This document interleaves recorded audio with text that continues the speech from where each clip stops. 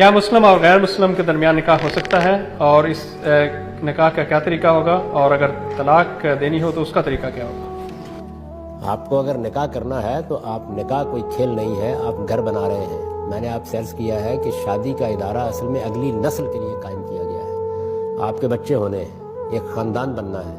تو اس وجہ سے اگر مذہب آپ کا کنسرن ہے، یعنی ایک آدمی کا کنسرن ہی مذہب نہیں ہے، اس کی زندگی میں اس کا کوئی دخل نہیں، تو پھر آپ کو اپنے ہم مذہبی سے شادی کرنی چاہیے۔ اس کی وجہ یہ ہے کہ گھر میں اگر مذہبی کشمکش پیدا ہو گئی، بچہ کدھر جائے، چرچ میں جائے یا مسجد میں جائے، تو یہ صورتحال کوئی پسندیدہ صورتحال نہیں ہے۔ اس لیے اسلام بھی یہی تلقین کرتا ہے کہ آپ نکاح کریں تو اپنے ہم مذہب لوگوں میں نکاح کریں، مسلمانوں ہی کے درمیان یہ تعلق ہونا چاہیے۔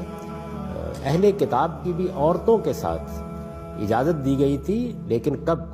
اس وقت اجازت دی گئی تھی جب اسلام کا فکری، علمی اور سیاسی غلبہ قائم، اس وقت اجازت دی کہ وہ اگر ہمارے گھروں میں آئیں گی تو زیادہ توقع یہی ہے کہ ان کے اثرات کم ہوں گے۔ موجودہ زمانے میں صورتحال الٹ چکی ہے، اس وجہ سے میں اس کی نصیحت نہیں کرتا۔ میں نے ایک مرتبہ، اللہ تعالیٰ ان کی مغفرت کرے، پرسوں ان کا انتقال ہوا ہے، علامہ اقبال کے فرزند ڈاکٹر جاوید اقبال سے پوچھا کہ آپ نے ایک لمبا عرصہ مغرب میں گزارا ہے، تو کیا آپ بتا سکتے ہیں کہ جن لوگوں نے مسیحی یا یہودی خواتین سے شادی کی ان کے بچے مسلمان نہ رہے؟ انہوں نے کہا 1% نہیں، زیادہ تر وہ مائی کے مذہب پر گئے۔ تو اس لیے میں اس کا مشورہ نہیں دیتا۔ میرے خیال کے مطابق آپ کو اگر مذہب سے کنسرن ہے، اور اگر کنسرن نہیں ہے تو پھر یہ سوال کیوں پوچھ رہے ہیں؟ ایک صاحب نے مجھے ٹیلی فون کیا، انہوں نے کہا جی میری بیٹی ہے، وہ دیکھیے ایک مسیحی سے شادی کرنا چاہتی ہے، محبت ہو گئی اس کو۔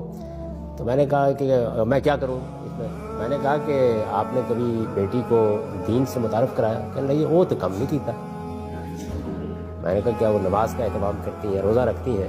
اگر تو دین ان کا کنسرن ہے تو آپ پیچھے ہٹ جائیں اور میری ان سے بات کریں۔ انہوں نے کہا نہیں دین ان سے تو واقف نہیں۔ تو میں نے کہا یہ آپ کو نکاح کے وقت کیوں یاد آیا؟